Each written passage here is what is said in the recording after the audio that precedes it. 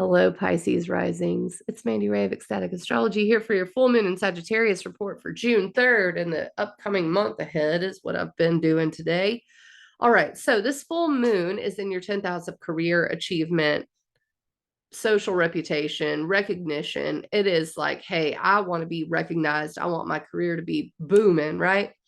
It's answering to the third house, which is communication, decision making, your throat chakra basically. So basically what I'm saying is your values have been changing around what you say, the decisions you make, your daily life.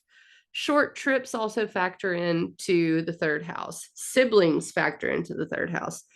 Your values around, I think you're learning stuff that is changing your values. It could be vice versa. You want to share these things that you've learned.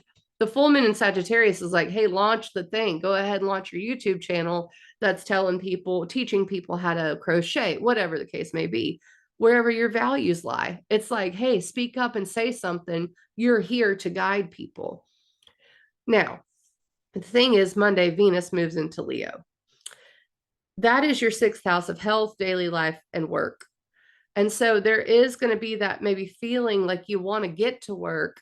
How you do it is Jupiter and Taurus and the values around it. And those two things are both feeding off of each other. And then with Mars and Leo in your sixth house of health and daily life and work, that could be causing some frustration, some change.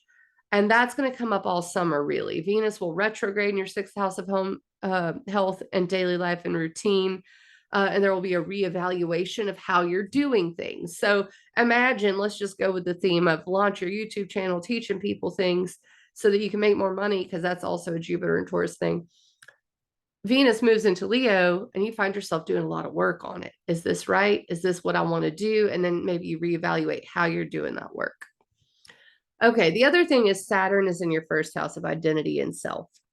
Now, this has to do with your body, first of all. So the health and body stuff does come up for Pisces risings, but also for being seen, for how you want to be seen. That's what Saturn's working at for you. The problem is the sun's in Gemini. May 27th, the sun squared Saturn from Gemini. That's your fourth house of home and family.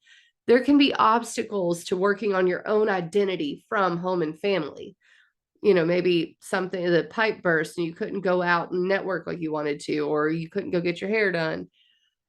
That happens again when Mercury squares Saturn, June 15th, 16th. So that home and family square to my identity, myself, my independence comes up. Maybe it's that you're living at your parents' house. You're really working to get out of it. There is a lot of that coming up. And I think maybe even a little at this full moon, but not so much because it's Jupiter rule. Jupiter's in Taurus. Your mind's working. You know what to do. Your values are changing about how you do things so you can make it work. Just be aware of that brief hiccup. All right, so I'll catch you on the flip side for the new moon in Gemini, which is going to be in your fourth house of home and family. Maybe this is when you make the decision to do something different there. All right, catch you on the flip side.